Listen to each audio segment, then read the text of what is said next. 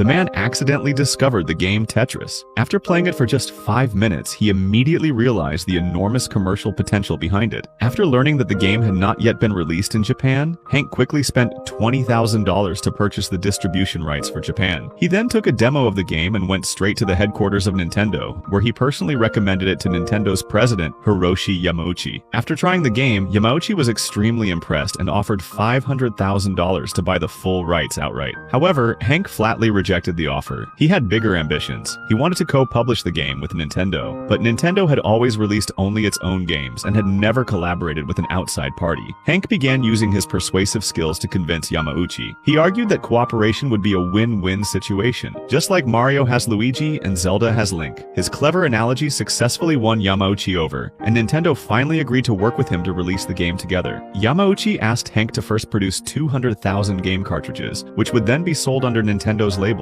Hank immediately approached his partner bank manager to apply for a $3 million loan, $2 million to manufacture Nintendo cartridges, and $1 million to produce arcade versions of the game, ensuring steady cash flow. However, because Hank had previously taken out a loan to acquire the rights to a Go game that failed, and that debt was still unpaid, the bank manager was initially unwilling to lend him the money. This is a once-in-a-lifetime opportunity, Eddie.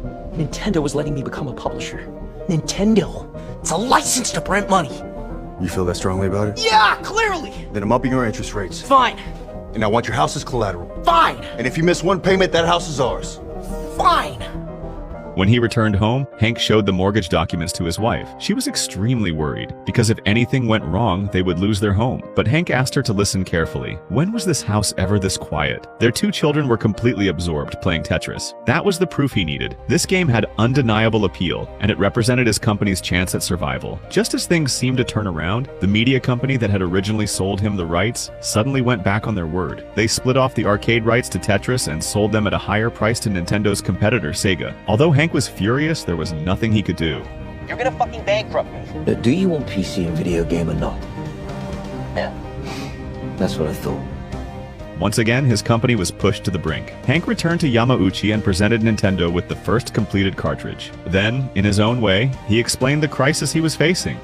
Thing is, Yamauchi-san, Kevin Maxwell pulled a piranha plant on me.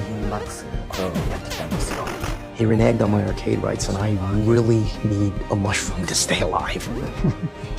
He asked if Nintendo could prepay for the 200,000 cartridges. Yamauchi took a liking to this young entrepreneur and invited him to visit Nintendo's branch in Seattle, telling him that he might find a solution there. Hank immediately flew to Nintendo of America. After signing a series of confidentiality agreements, a revolutionary electronic product was revealed before his eyes. Nintendo's first handheld console, the Game Boy. Nintendo originally planned to bundle it with Mario, but Hank had a better idea. He brought out his equipment and loaded Tetris onto the handheld for them to try.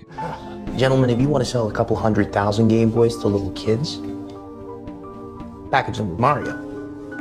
But if you want to sell millions of Game Boys to absolutely everyone, young and old, around the world, package them with Tetris.